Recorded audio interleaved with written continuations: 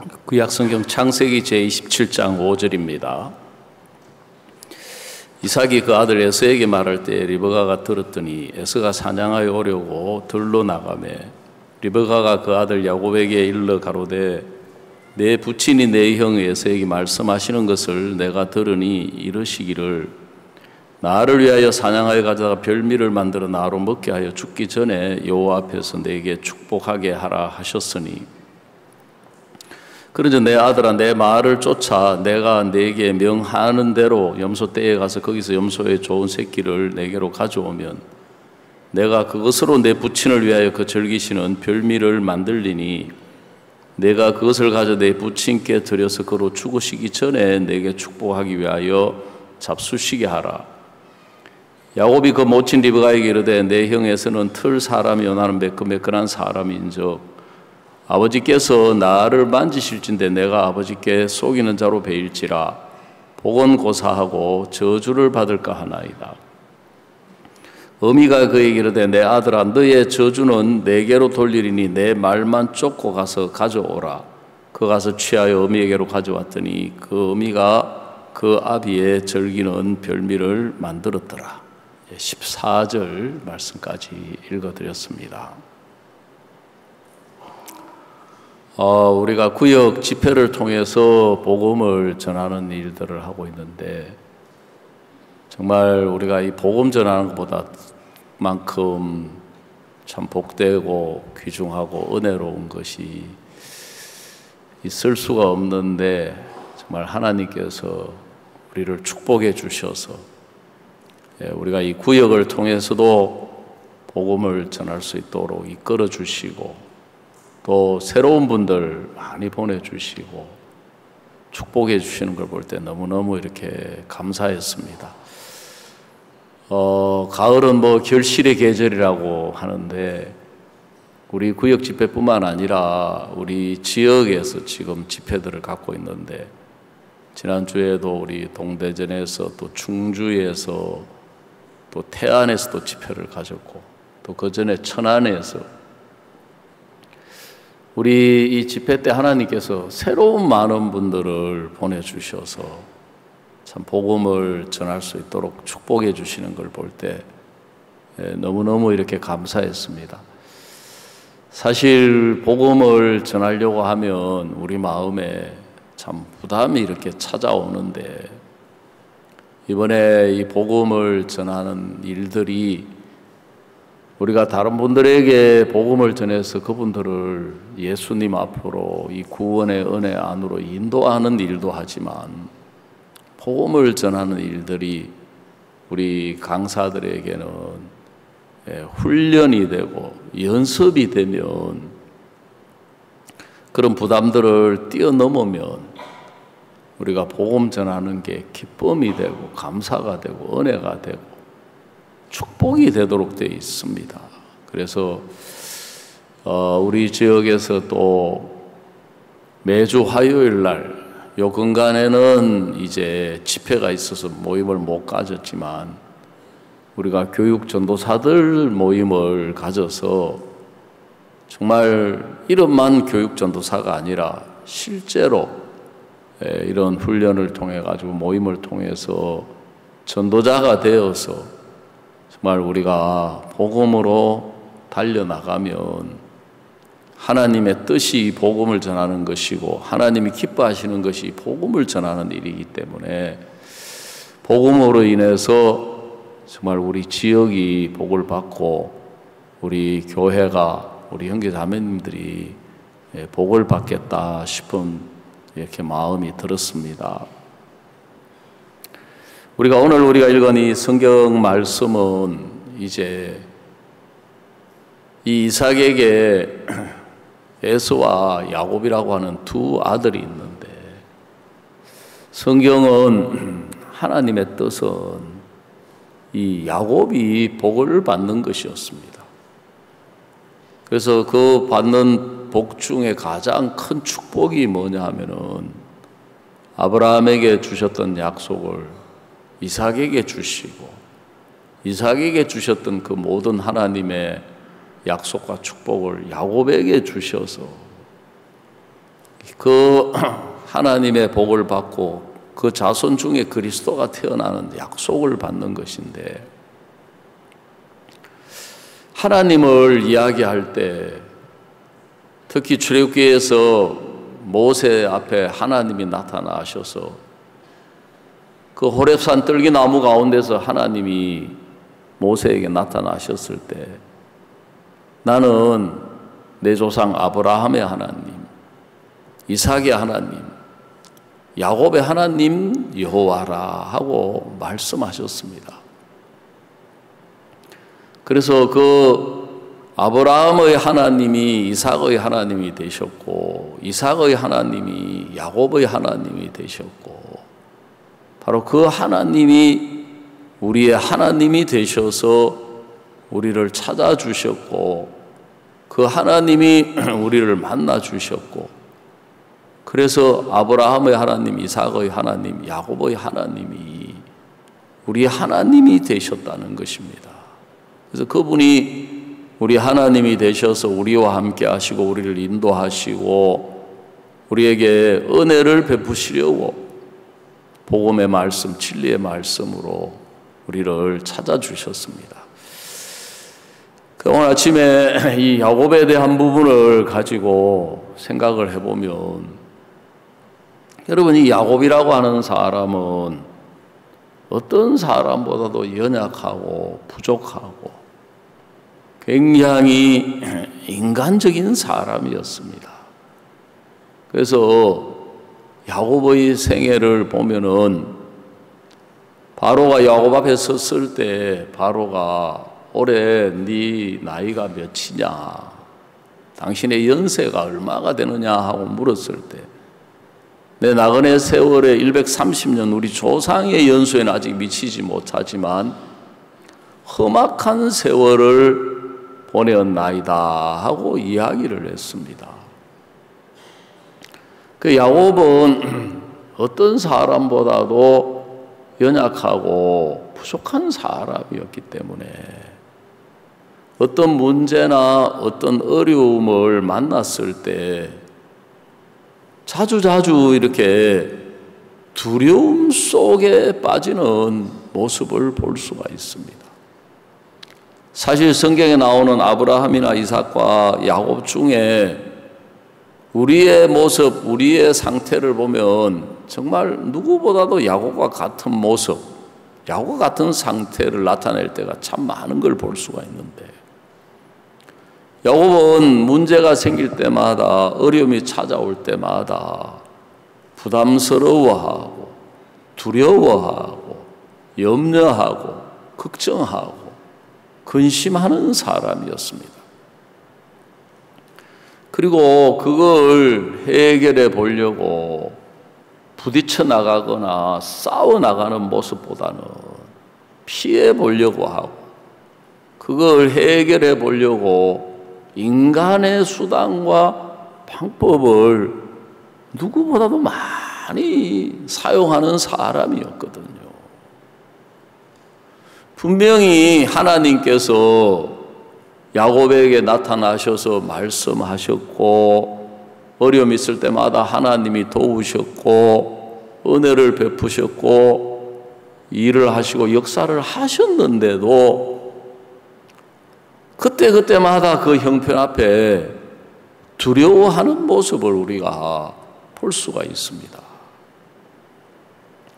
그래서 창세기 28장에서 루스들에서 하나님이 나타나셔가지고 나는 내 조부 아브라함의 하나님, 내 아비 이삭의 하나님이다. 내가 너와 함께 해서 너를 이끌어서 정말 너를 통해서 내 자손이 땅에 티끌같이 번성케 하고 내가 내게 약속하신 한 것을 다 이루기까지 결코 너를 떠나지 아니하리라. 그리고 너를 다시금 이 땅으로 이끌어서 돌아오게 하겠다고 분명히 하나님이 약속하셨고 하나님을 나타내서 이제 보여주셨는데,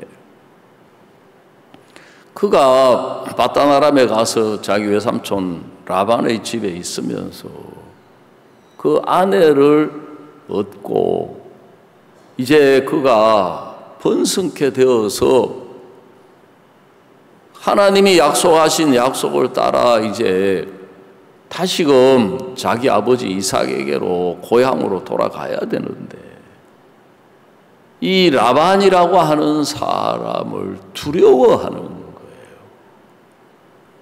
왜냐하면 그 삼촌 라반이 야곱이 자기 딸을 사랑하는 걸 보고 그 이제 사위로 삼아서 딸을 그 야곱의 아내로 주는 대가로 7년 14년을 섬기도록 했거든요. 그러는 동안에 이제 그 싹스를 줬는데 이 삼촌이 야곱이 하는 것마다 하나님이 복을 주셔서 잘 되니까 자기가 손해 안 보려고 야곱을 통해서 자기 이익을 지키려고 외삼촌이 품삯을 10번이나 바꾸었거든요. 근데 자기 삼촌이 그렇게 품삯을 바꾸어 가지고 이번에는 점 있는 것이 내 싹이 될 거다 하니까 하나님이 싹을 주셔가지고 전부 점 있는 게 자기 새끼가 되는 거예요.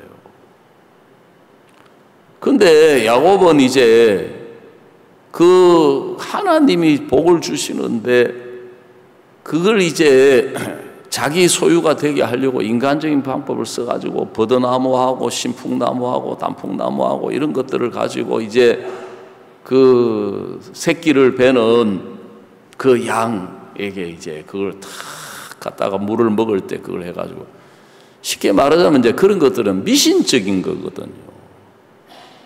왜냐하면 현대는 과학이 발달해가지고 DNA에 의해서 결정이 되고 우리가 양도 어릴 때 이제 염소 이렇게 키워보면은 그 아빠 그러니까 이제 순놈이나 암놈 중에 얼룩머리가 있거나 이제 이런 것들하고 교미가 되었을 때 그 다음 나오는 새끼들이 이제 점 있는 거, 아롱진 거, 이제 얼룩진 것들이 나오도록 돼 있거든요.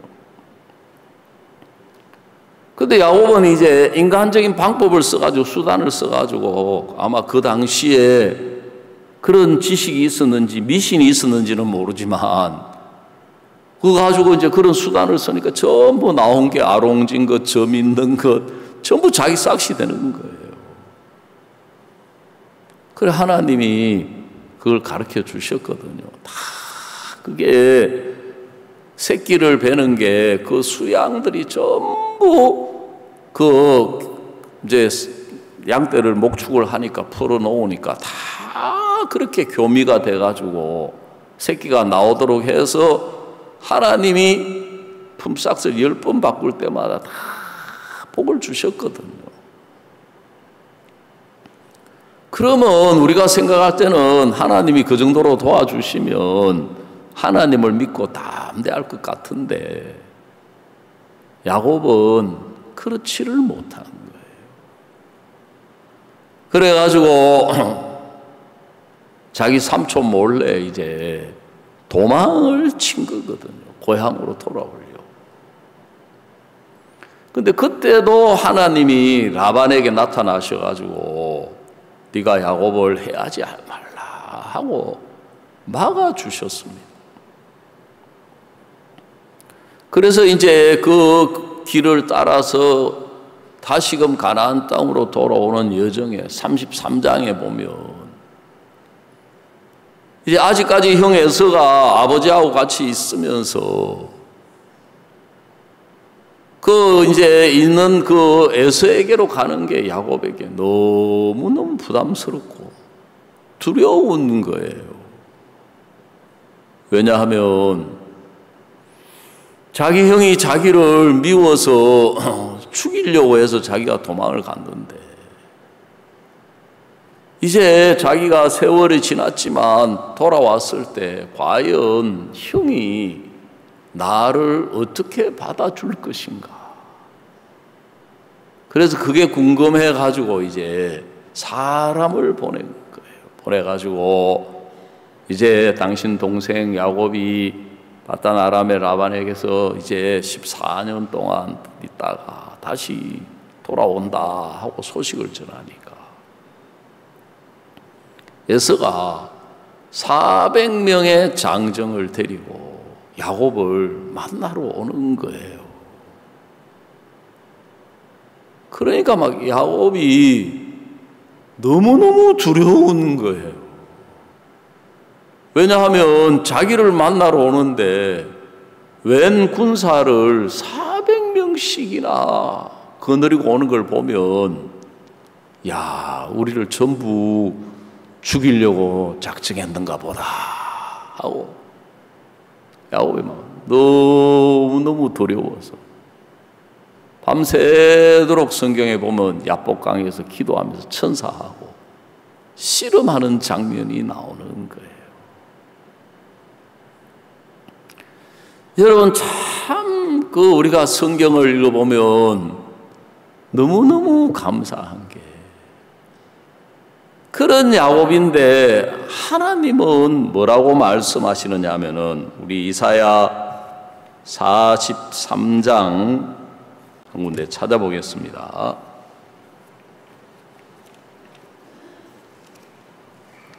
이사야 43장 1절을 보시면, 야곱아, 너를 창조하신 여호와께서 이제 말씀하시느니라. 이스라엘아, 너를 조성하신 자가 이제 말씀하시느니라. 너는 두려워 말라.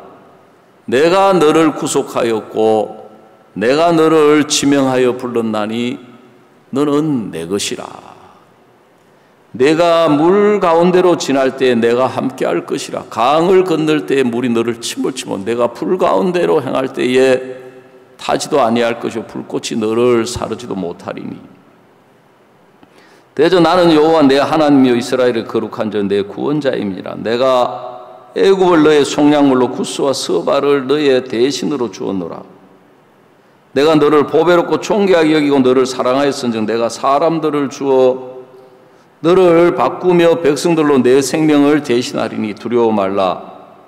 내가 너와 함께하여 내 자손을 동방에서부터 오게 하며 서방에서부터 너를 모을 것이며 내가 북방에 이르러 놓으라. 남방에 이르기를 구려하지 말라. 내 아들을 원방에 이끌며 내 딸들을 땅끝에서 오게 하라. 물은 내 이름으로 일컫는 자고 내가 내 영광을 위하여 창조한 자를 오게 하라.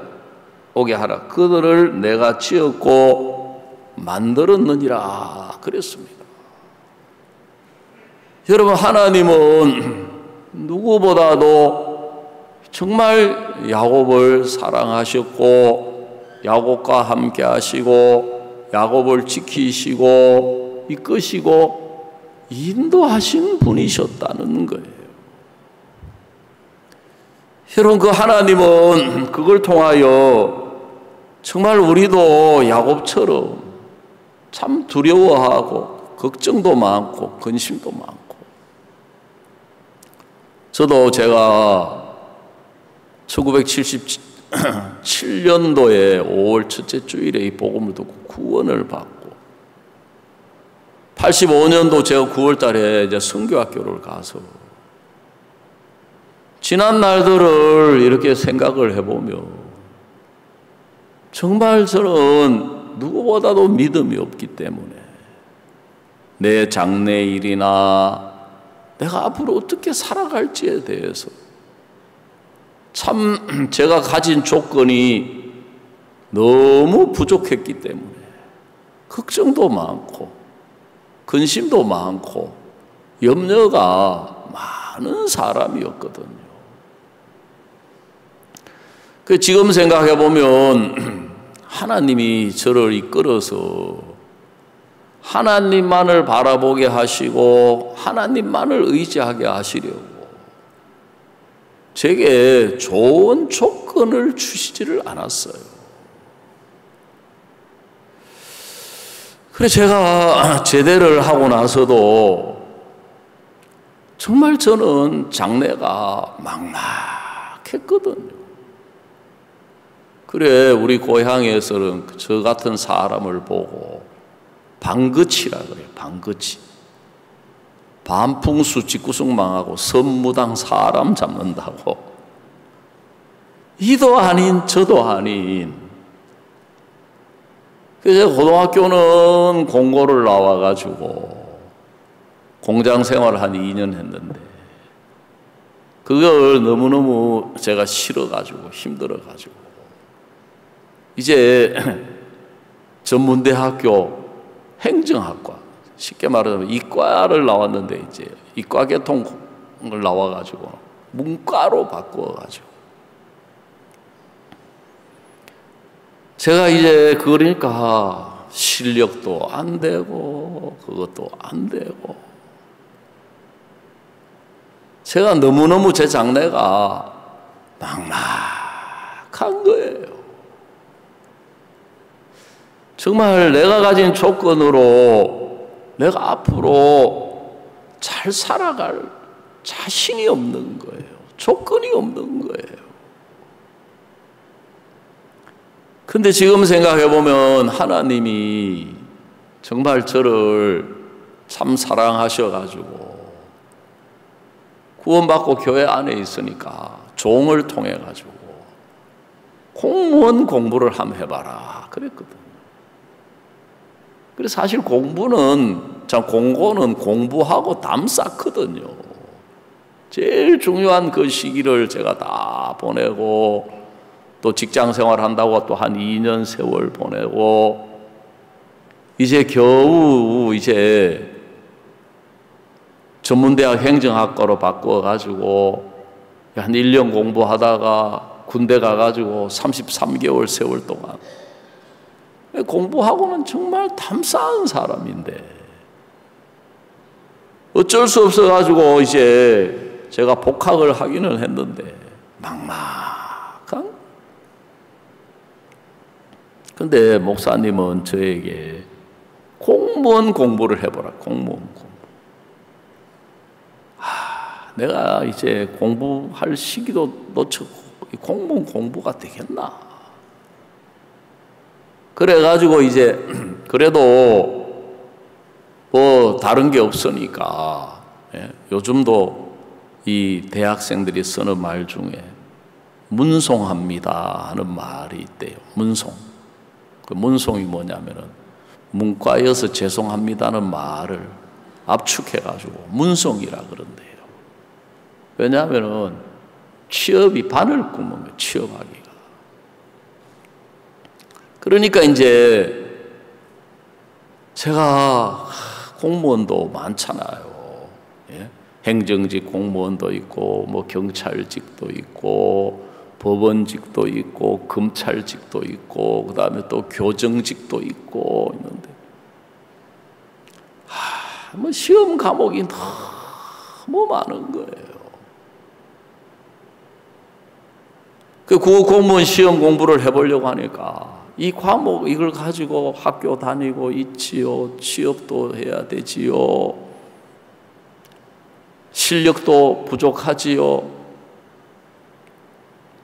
근데 이제 알아보니까 이 공기업은 시험 과목이 적은 거예요. 2과목 많으면 3과목인 거예요. 그리고 다행히 이제 그 공기업 시험 자격이 2년제 전문대학 졸업 예정자나 졸업자가 자격이 주어지는 거예요. 그 목사님한테 이야기 들으니까 그거 좋겠다. 그거 해보라고. 왜냐하면은 학교 다니고 있지요. 교회 또 나와야 되지요. 시험 공부는 해야 되지요. 그래 그거 해봐라. 그 저는 생각하기를 이제 제대해가지고 남은 1학년 공부 마치고 어디 이제 학원에라도 몇 개월 다녀서 그 아르바이트라도 해가지고 이제 내가 어느 정도 실력을 갖추어서 하려고 했는데 목사님은 무슨 시험이 있다고 그 회사에 그 공사에 시험 쳐보라는 거예요. 목사님 제가 이 실력으로는 시험 치는 게 어려운데 졸업해가지고 학원 몇 개월, 6개월이면 6개월 다녀서 제가 아르바이트라도 해가지고 그런 다음에 제가 시험을 치려고 합니다. 그러니까 목사님이 안 그래? 떨어지는 거 생각하지 말고 자꾸 시험 쳐봐야 돼. 치라는 거예요. 하나하나 안 될 걸 왜 시험 치냐. 그렇지만 목사님이 이야기를 하시니까 제가 제 생각을 버리고 시험을 친 거예요.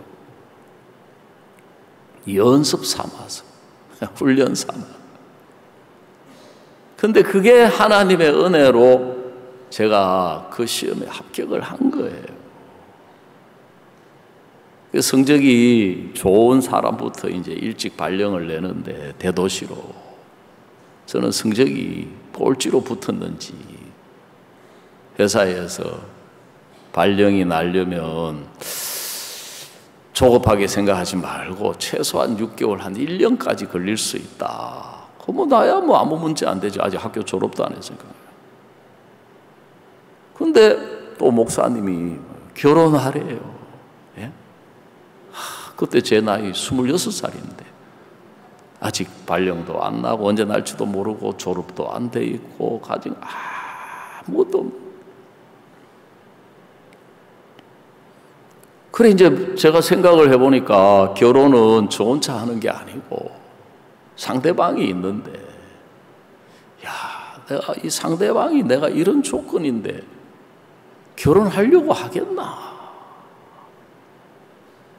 그래서 제가 그래도 이제 목사님이 또 만나라고 또 이제 자매를 또 만나게 해주는데, 예? 울산 큰애기, 예? 울산 자매를 다 만나게 해주셨어요. 그래 만나가지고 제가 이제 이야기를 쭉 했어요. 사실 나는 지금 형편이 이렇다. 그러니까 이분이 뭐라 그러냐면은 자기는 그런 거 아무 문제 안 된대요. 그러냐고.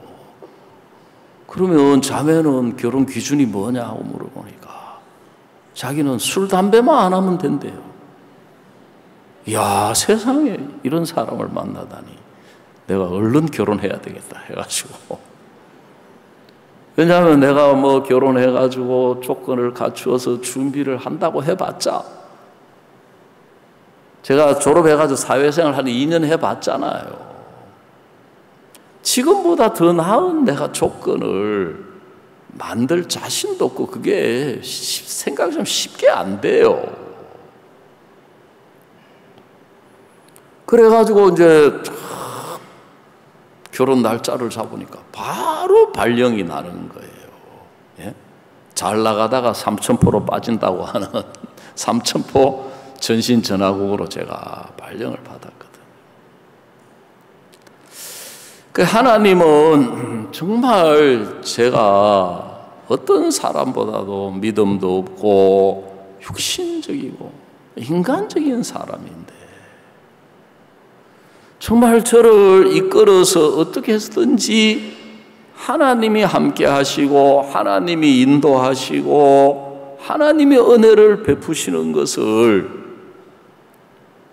알게 하시려고 그렇게 하셨던 거예요. 그래서 제가 직장 생활 또 한 1년 하다가 목사님이 선교학교를 가라 그랬을 때도 저는 정말 선교학교 가려고 하는 생각도 해본 적이 없고 내가 볼 때 저는 선교학교를 갈 수 있는 사람이 아니에요. 우리 집 사람도 당신은 말이 안 된다. 지금 직장 생활하면서도 복음 잘 안 전하는 사람이 무슨 선교학교냐. 당신 가족들한테도 복음 제대로 안 전하는 사람이 무슨 복음 전도자냐. 제가 보면 항상 우리 집 사람 하는 말이 틀림이 없어요. 맞는 이야기만 해요. 예? 김 여사님 말씀은 항상 지당하신 말씀이에요. 항상. 예. 그러니까 또 제가 고민이 돼가지고 결정을 못 해가지고 지금도 기억이 생생한데 여름 자라목 솔밭에 가서 한 달 동안을 제가 기도해도 결론이 안 나요. 결론. 그래가지고 수양의 기간인데도 제가 금식 기도를 했거든요. 수양의 그 국수 얼마나 맛있습니까? 점심 때 먹는 그 오이지 얹어가지고 먹는, 지금도 그 생각만 해도 배고픈데 세상에 그걸 아침, 점심, 저녁을 안 먹고 그 여름에 제가 금식 기도를 했거든. 정말 제가 믿음이 있었으면 하나님의 종이 가라고 하니까 아이고 뭐 같이 뭐 이게 아닌데는 거예요. 저는. 근데 제가 그때 이제 성경을 펴놓고 읽으면서 출애굽기 모세를 부르신 하나님 그 말씀을 보면서 하나님이 그 인도를 해주시는 장면을 보면서 꼭 내가 지금 그러고 있구나.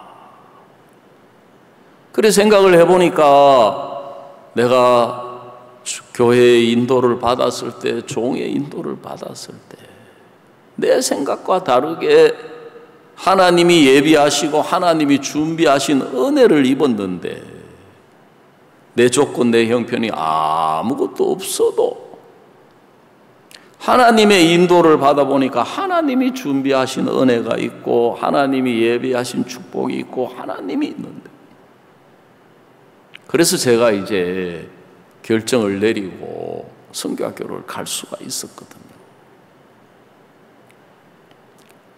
선교학교를 가서도 저는 복음을 전해도 구원받는 사람이 아니라니까 내 마음에 다시금 갈등이 찾아오는 거예요. 그 목사님의 믿음의 말씀, 목사님이 함께 하신 하나님, 목사님을 이끄신 하나님, 누구보다도 이 성경, 창세기 성경 공부를 통해서 그 말씀을 듣고 있지만 내 마음에는 그 하나님이 나의 하나님이 되시는 게 아니고 여전히 내가 눈으로 보는 형편이 크고 문제가 큰 거예요. 그러니까 내 마음 속에는 내가 정말 이 길을 가는 게 맞나? 수시로 생각이 찾아오는 거예요. 그래가지고 제가 86년도에 이제 6월 달에 경북 안동에 첫 개척을 했는데도 복음을 전해도 뭐 전할 힘도 없고 믿음도 없고 그런 거예요. 근데 그때 이제 하나님이 우리 이한규 형제님 부부, 이한규 선생님 부부를 우리 교회로 보내주신 거예요. 그래서 이제 예배, 우리 집 사람만 예배를 드리다가 이제 그 형제님 부부가 우리 교회를 나오셔가지고 이 간정 시간 있잖아요. 그때도 매번 전도하는 간정을 하시는 거예요. 학교 선생님인데 매일 복음 전하는 간정을 하시는 거예요. 저를 너무너무 부끄럽게 하시는 거예요. 야, 나는 진짜 내가 저 형제만 또 못하다. 내가 사역자라고 하면서. 저분은 그 모양만 선생님이지 학교 가서 학생들에게 복음 전하고 선생님 만나면 선생님께 복음 전하고. 그래 제가 너무 미안해가지고 형제님 매주마다 2시간에 걸쳐서 차를 3번씩 갈아타고 우리 교회를 오시는데 제가 일주일에 한 번이라도 구역 예배를 라고 생각하고 성경 공부하면 어떻겠습니까? 좋다는 거예요. 그래가지고 이제 성경 공부를 갔는데 이분이 학생들을 6명을 모아놨더라고요. 그리고 이야기를 쭉 들어보니까 3명은 죄사함을 확신하는데 3명은 좀 애매한 것 같아가지고 복음을 전하니까 구원을 받는 거예요. 그러면서 이제 하나님이 제 마음에 힘을 주셔가지고 새로운 사람들이 연결되고 구원받는 사람들이 일어나면서 구석구석에 이제 그 당시는 이 경북 안동 주변에 있는 다른 도시나 다른 군 단위에는 교회가 없었기 때문에 성경 공부를 쫓아다녔거든요. 오늘 우리가 읽은 이 성경 말씀을 보시면 지금 어머니는 야곱에게 네가 나가서 복을 받으라 그랬습니다. 어머니는 하나님의 뜻을 알고 하나님의 계획을 알고 네가 나가서 복을 받으라 하는데 야곱은 아버지 앞에 나가는 게 두려운 거예요. 왜요? 자기 조건을 보고 자기 모습을 보고 자기 형편을 보니까 아버지가 형에게 별미를 만들어 오면 먹고 축복하겠다고 하셨지 자기를 부르지도 않았고 조건으로 봐도 형은 아버지가 기뻐하는 조건을 가진 사람이지만 자기는 아버지를 기쁘게 할 수 있는 조건이 아무것도 없기 때문에 어머니의 말씀을 따라서 아버지 앞에 나가는 게 두려움인 거예요. 어머니 말씀대로 복이 올 것 같은 게 아니라 저주를 받을 것 같은 거예요. 그래서 창세기 27장 오늘 읽은 이 성경 말씀에 보면 11절에 야곱이 그 모친 리브가에게 이르되 내 형 에서는 틀 사람이요 나는 매끈매끈한 사람인즉 아버지께서 나를 만일 내가 아버지를 속이는 자로 볼지라 보건고사하고 저주를 받을까 하나이다 그랬습니다. 그 야곱의 마음에는 이게 잘못되면 저주받을 일이다. 그런데 이 성경에 보면 자 13절을 우리 한번 다 같이 읽어봅시다. 시작.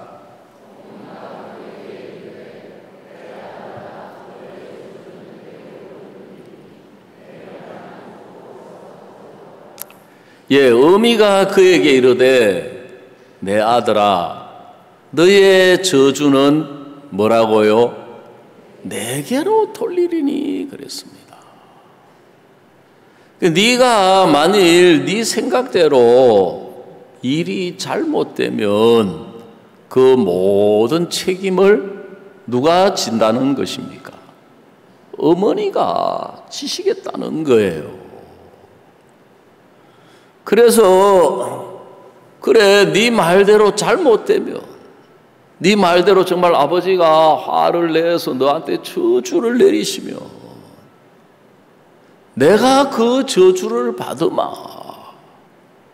네가 잘못됐을 때 그 책임은 내가 진다. 그 말씀이거든요. 여러분 우리도 살아오면서 저도 지난 날들을 생각해 보면 제가 실수도 많이 있었고 허물도 많이 있었고 살아오면서 잘못된 일도 많이 있었어요. 근데 우리는 본능적으로 내 죄를 내가 책임지려고 하는 거예요. 내가 잘못한 걸 내가 해결하려고 하는 거예요. 내 허물을 내가 짊어지는 거예요. 마치 창세기 3장의 아담과 하와가 자기들의 몸이 벌거벗은 것을 보고 그걸 자기들이 해결하려고 했던 것처럼 여러분 우리 마음속에는 내가 실수한 것, 내 연약함, 내 부족함, 내 허물 그걸 내가 가지고 있으려고 하는 거예요. 실제로 우리는 실수도 하고 허물도 많고 연약함도 있고 부족하지만 여러분, 우리가 그걸 책임질 만한 능력은 없는 사람이에요. 그래서 성경에 보면, 특히 잠언에는 보면 보증을 서지 말라. 그래서 보증을 서지 마라. 이 보증이라고 하는 것은 그 다른 사람의 잘못을 내가 책임지는 거거든요. 우리나라에 IMF가 왔을 때 사업을 하던 많은 사람들이 사업을 망하면서 스스로 목숨을 정말 많이 끊었거든요.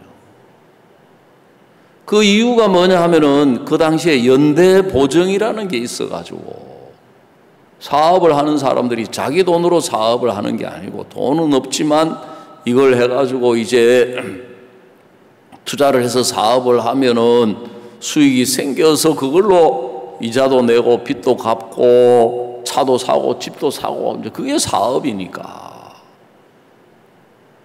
은행에다가 돈을 빌리는데 은행은 이제 담보 능력이 있어야 되잖아요. 그러니까 이제 담보 능력이 부족하면은 어떤 사람이 이제 보증을 세우는 거예요. 이 사람이 돈을 못 갚을 경우에 내가 대신 갚겠다. 그래서 한 사람으로 부족하니까 2명, 3명, 연대 보증이거든요. 그 사업하는 사람들이 이제 누가 보증을 서주려고 합니까? 그 가까운 친척, 친구, 가족들이 이제 보증을 서주는데 이제 이 사람이 망하니까 온 가족이, 온 집안이, 온 친구까지 다 같이 망하는 거예요. 그러니까 그 괴로움을 견디지를 못해가지고 그 당시에 스스로 목숨을 끊은 사람들이 부지기수거든요. 그래서 성경이 보증을 서지 말라 하는 이야기는 우리는 우리 잘못에 대하여, 우리의 죄에 대하여, 우리의 실수에 대하여, 우리의 허물에 대하여 우리가 책임질 만한 능력이 없다는 거예요. 하나님은 그걸 아신 거예요. 그래서 그 모든 책임을 하나님은 우리에게 돌리신 것이 아니라 다 예수님이 짊어지게 하신 거예요. 자, 우리 이사야 53장 한번 찾아보겠습니다. 이사야 53장 6절에 우리는 다 양 같아서 그릇 행하여 각기 제 길로 갔거늘 여호와께서는 우리 무리의 죄악을 그에게 담당시키셨도다 그랬습니다. 우리는 다 양 같아서 그릇 행하여 각기 제 길로 갔거늘 여호와께서는 우리 무리의 죄악을 그에게 담당시켰다. 우리의 모든 죄와 우리의 허물과 우리의 실수와 우리의 연약함을 다 예수님이 짊어지게 하신 거예요. 자, 아멘. 그래서 우리가 살아가면서 우리에게 나타나는 허물이나 실수나 연약함이나 이 모든 것을 책임지시는 분이 우리와 함께 하시는 예수님이시라는 거예요.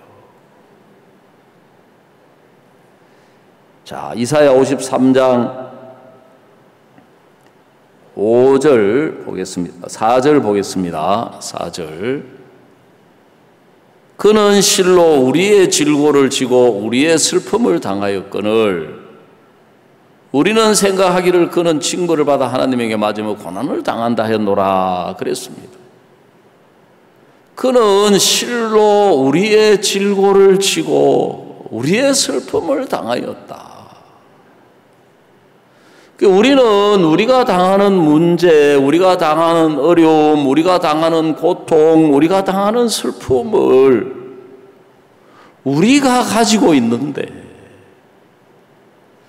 성경은 예수님을 하나님이 우리에게 주신 것은 그 모든 것을 예수님이 짊어지시고 예수님이 담당하시고 예수님이 책임을 지게 하신 거예요. 우리가 복음을 전하려고 하거나 무슨 이야기를 하거나 무슨 일이 있을 때 사탄은 우리 마음에 두려움을 주는 거예요. 염려를 주는 거예요. 근심을 주는 거예요. 내가 하는 이 일이 잘못되면 어떡하나. 내가 하는 이 말이 정말, 그래 저도 제가 병든 사람 안수를 하고 또 귀신 들린 사람 안수를 할 때 처음에 귀신 들린 사람을 데려와서 안수 기도를 해달라는 거예요.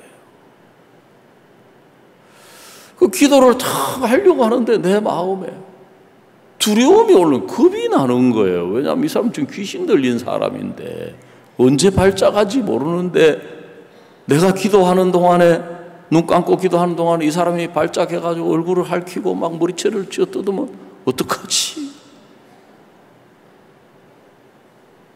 두려움이 일어나는 거예요. 그렇다고 눈 뜨고 기도하기도 뭐하고 눈 감고 기도하기도 뭐하고, 한쪽 눈 뜨고 한쪽 눈 감고 할까? 야, 이 사람 발작해가지고 막 확 덤벼들면은 어떻게 감당하지? 응? 그 예수님은 능히 그 귀신을 다 내쫓으실 능력이 있으신 분인데 사탄이 내 마음속에 두려움을 주는 거예요.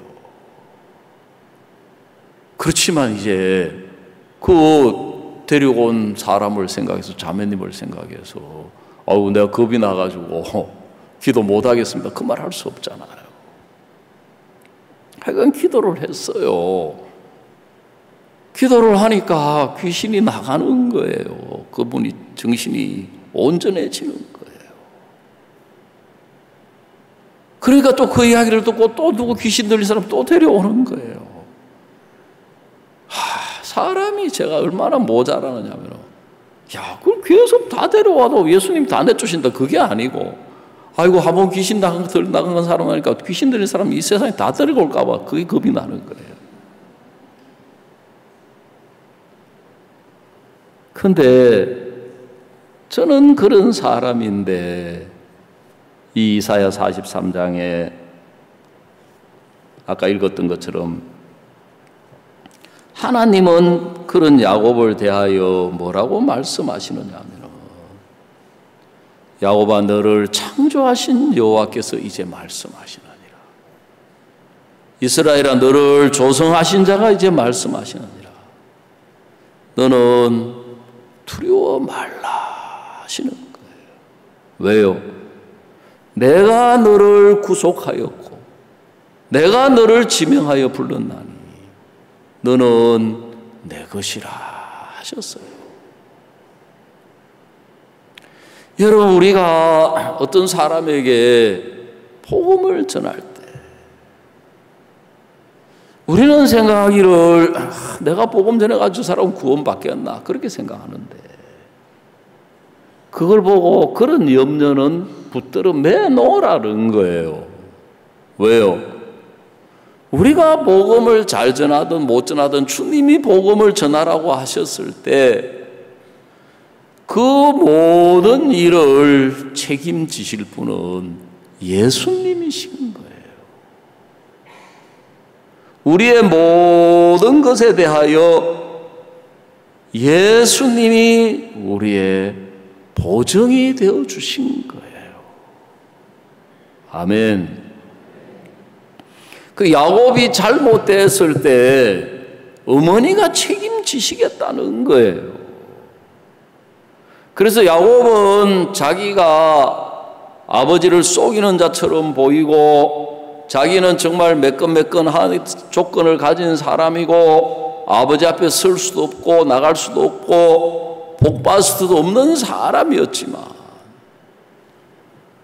어머니가 책임을 지시겠다고 했기 때문에 어머니가 보증을 서신 거예요. 그래서 에베소서 1장에 보면 예수님이 우리의 기업의 보증이 되셨다 그랬습니다. 그리고 고린도후서 1장 22절에 보면 자, 한 군데 더 찾아봅시다. 고린도후서 1장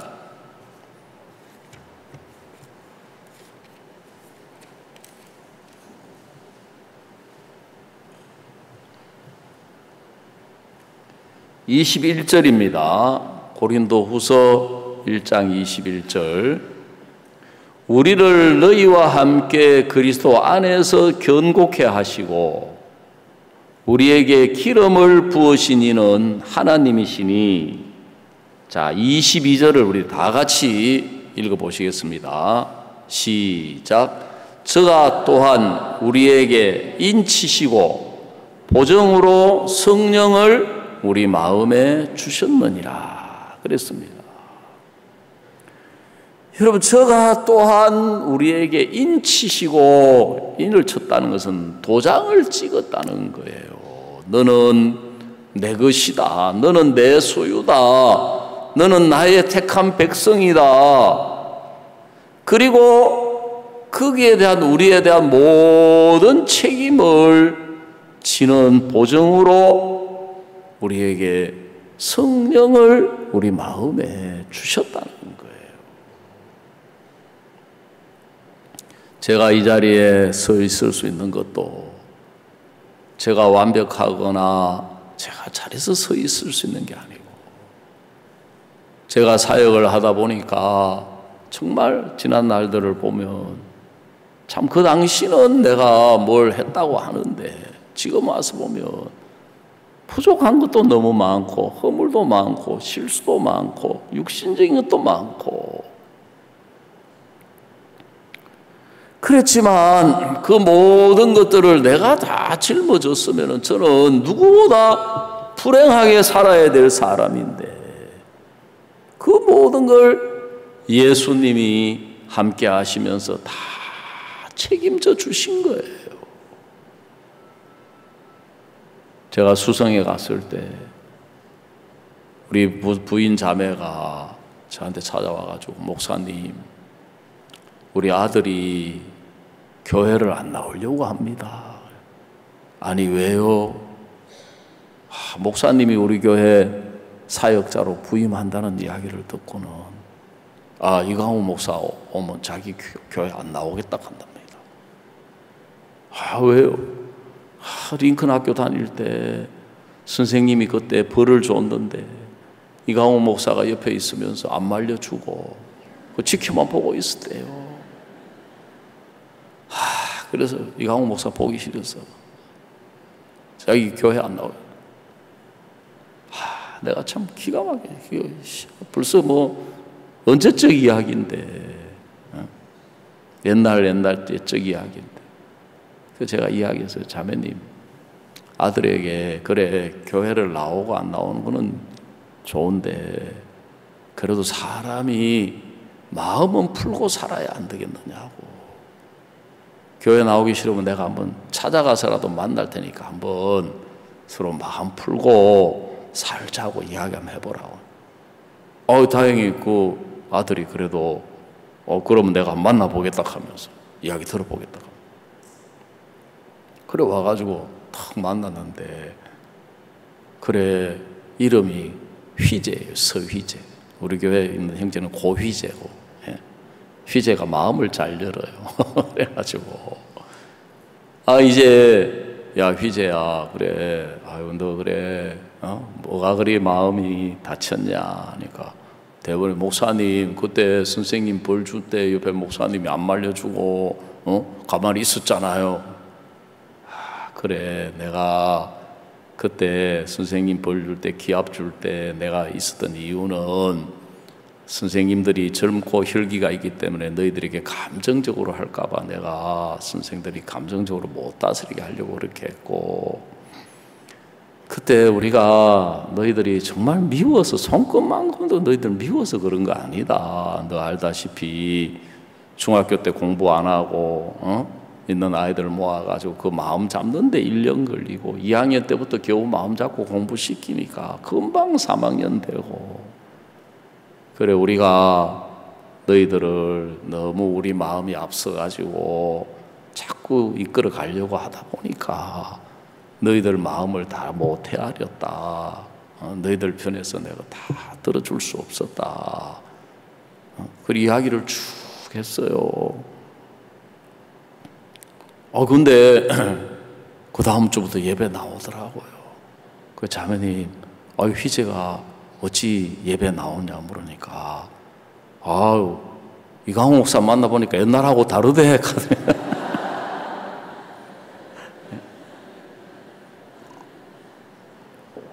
아마 자기는 생각하기를 또 만나봤자 그때 너희 자식들 그때 사고치고 사고 뭉치고 개판치고 너희들을 말이야 제대로 뭐 정신 똑바로 박혀있지 않은 거 키워주면 고마운 줄 알아야 되지, 그럴 줄 알았던가 봐요.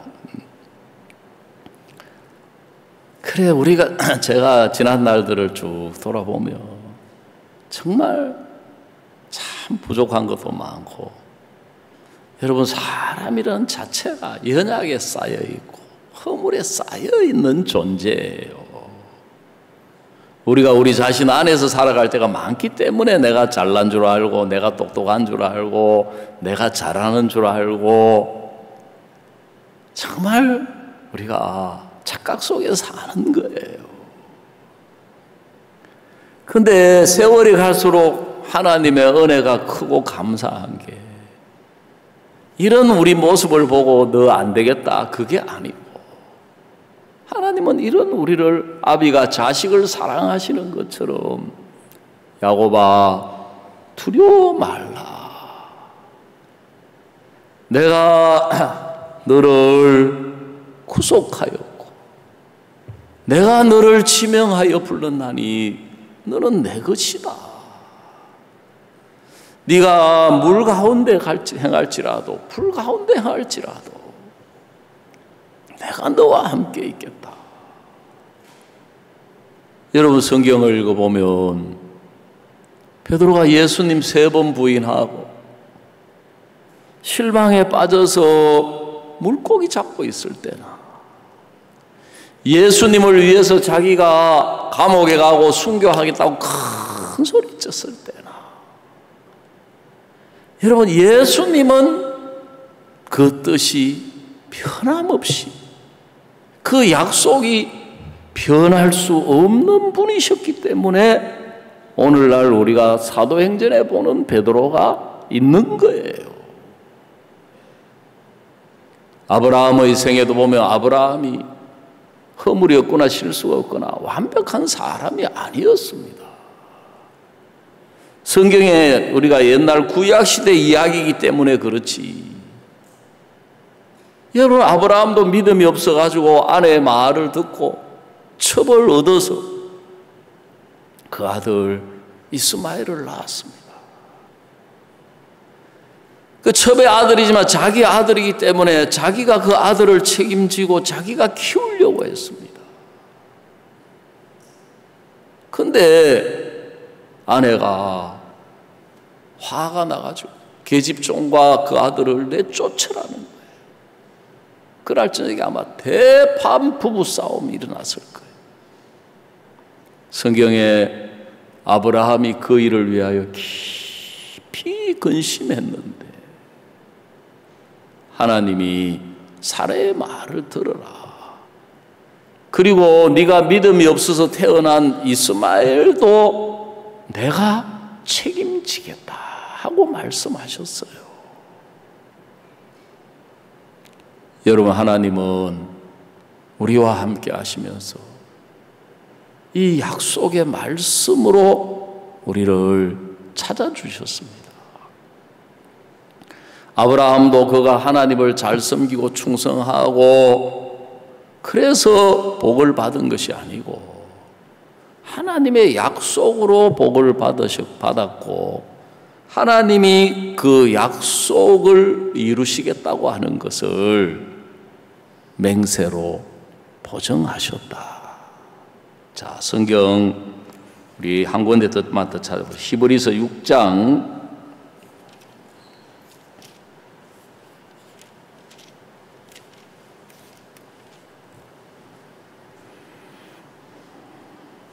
13절입니다.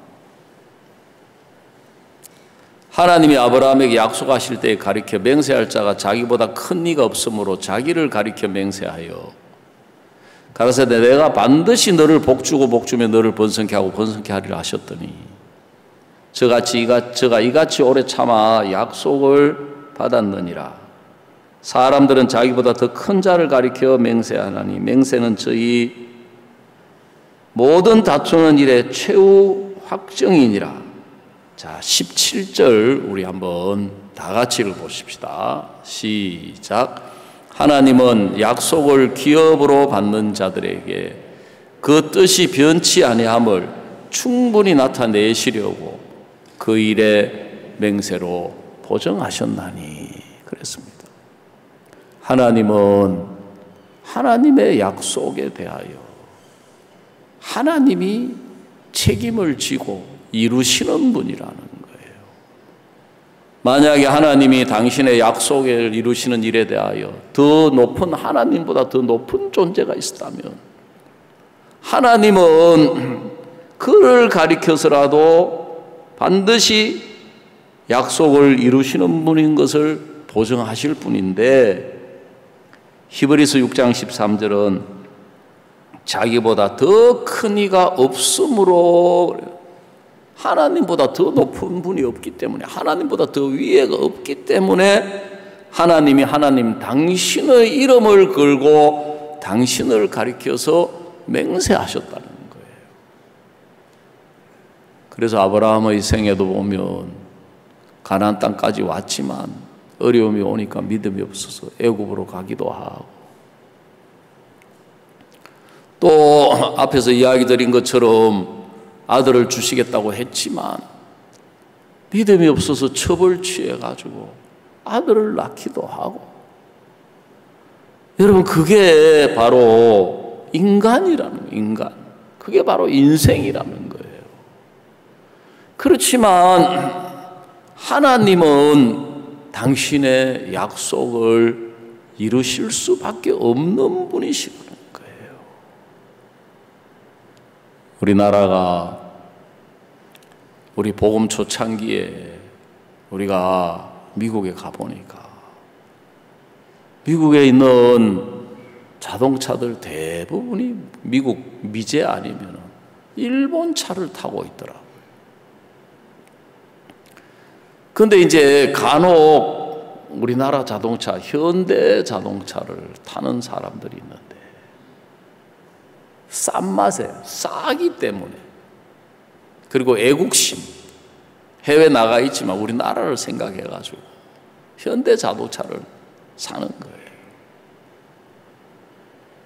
왜냐하면 사람들이 차를 타보니까 그때만 해도 우리나라 자동차 기술이 만들기는 만들지만 일본에 비해서 너무 수준이 떨어지기 때문에 미국에 있는 사람들이 한국 자동차를 사지를 않는 거예요.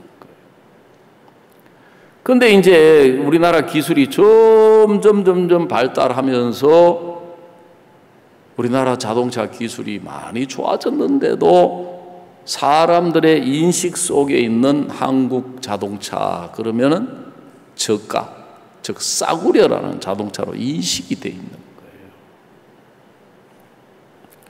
그래서 현대 자동차에서 미국의 자동차 판매를 획기적으로 늘리려고 뭘 내걸었느냐 하면은 10만 마일 무상 보증 10만 마일 무상 보증을 걸고 자동차를 판매하기 시작한 거예요.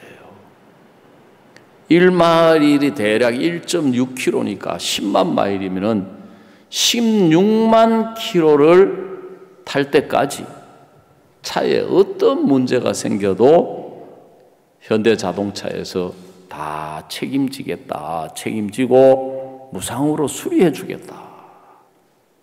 왜냐하면 미국은 인건비가 비싸고 자동차 수리 비용이 너무 비싸기 때문에. 그때 사람들은 어떻게 생각했느냐 하면은, 야, 이제 현대자동차 망했다. 왜냐하면 이게 차가 10만 마일 동안에 고장 날률이 얼마나 많은데, 이제 현대자동차 고장 수리로 차들이 몰려들고, 이제 그거 부품 교체해주고 수리하고 그 비용이 눈덩이처럼 불어나가지고 현대차 다 망할 거라고 생각했거든요. 그런데 현대차에서는 그만큼 자신이 있었던 거예요. 그래가지고 그 사이에 획기적으로 발전을 하고 고장 원인을 분석하고 그렇게 해가지고 고장 나지 않도록 다 조치를 해서 그걸 딱 내건 거예요. 그래서 그 정책 때문에 미국의 자동차 판매량이 엄청나게 늘어나는 계기가 됐었거든요. 여러분, 예수님은 우리에게 보정이 되어 주셨습니다. 우리를 찾아오셔서 우리와 함께 하시면서, 그래서 우리가 살아가면서 어떤 어려움, 어떤 문제, 어떤 형편 앞에서도 사탄은 우리에게 두려움을 주는 거예요. 근데 주님은 우리에게 두려워 말라 그러셨습니다. 주님은 우리에게 염려하지 마라. 주님은 우리에게 근심하지 마라. 그 말씀은 예수님이 책임지시겠다는 거예요. 자, 아멘 한번 해보세요. 아멘. 아멘. 어떤 문제 앞에서도, 어떤 형편 앞에서도, 어떤 일 앞에서도 사탄은 우리 마음에 두려움, 염려를 주는 거예요. 이거 잘못되는 거 아닐까? 어려움을 겪지는 않을까? 더 심하면 이거 망하지는 않을까? 더 심하면 이것 때문에 내가 죽지는 않을까? 두려워 말라 그랬습니다.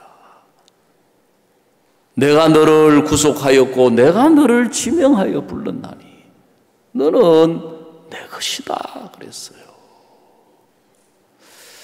그래서 우리가 살아가는 동안에 우리가 죄 사함 받고 구원받고 우리의 죄와 우리의 허물과 우리의 연약함만 책임지시는 분이 아니라, 우리가 이 땅에 육체를 가지고 세상 살아가는 동안에 하나님은 그 모든 것을 다 예수님이 책임지시는 거예요. 그래서 우리 보고 두려워 말라 하시는 거예요. 그래서 우리 보고 염려하지 말라고 하시는 거예요. 그래서 제가 부여에 가면서 부여교회를 생각하면서, 그래, 형편을 보고 지금까지 보면 우리 지역에서 부여교회가 제일 연약한 교회인데,